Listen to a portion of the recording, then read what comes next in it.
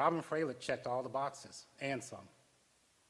It was clear after talking to people across the country, she was the right person for our program. That's something that was really appealing about Michigan State, was that there's a passionate fan base. You know, every place I've worked, when I was at Ashland, when I was at Bowling Green, there was a passionate fan base for women's basketball. And once you have that, you want that. You know, you want that for your student athletes, because I think it really makes the experience. So that was something really appealing about Michigan State, was just the passion that they have for basketball. What is step one for you to do with this program? Susie Merchant did a great job. So what do you do first?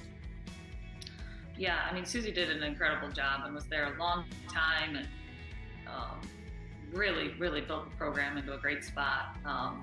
You know, so coming in, I think it's having had an experience when I, took over a new job at Bowling Green. Now they're different, but having some experience in that, I think the thing I've learned is that, people's the priority, especially in transition. So it's staff, it's current roster, and then it's recruiting.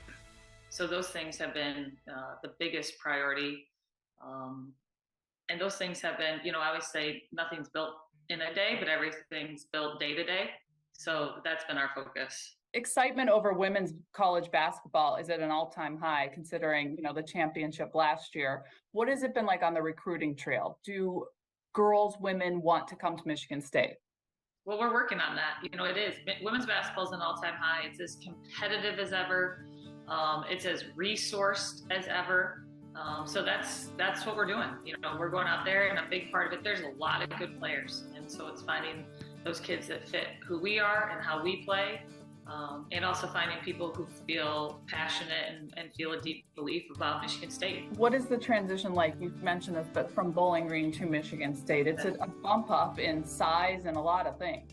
Yeah, it has been a transition. It's interesting. I went from a D2 school to MAC, and then from the MAC now to the Big Ten. And at every level, there's changes and there's differences. And I think the biggest thing I've seen so far is there's more people, and there's more responsibility. And then anytime in transition, there's just a lot of work right away. It's sort of like a lot of it becomes condensed. There's a lot to do immediately, especially in this world with how quickly rosters can change and how fast recruiting can work. So I'd say the biggest difference is more people, more resources, and figuring out, okay, how do we utilize this to our full potential?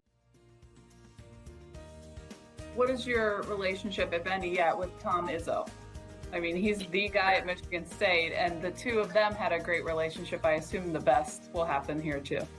I mean, he's the coolest thing that I've learned about him from my short time here is that he is a great teammate, and he's a hard person to get on a schedule. He's very has a lot of responsibilities. He's very busy, but we have had time to connect and communicate. He's been great when we've had recruits of making time. But I've been just really taken back by how amazing of a teammate he is, and how much he loves Michigan State, and how much he gives back to Michigan State, and how much he wants the whole athletic program and department to do well.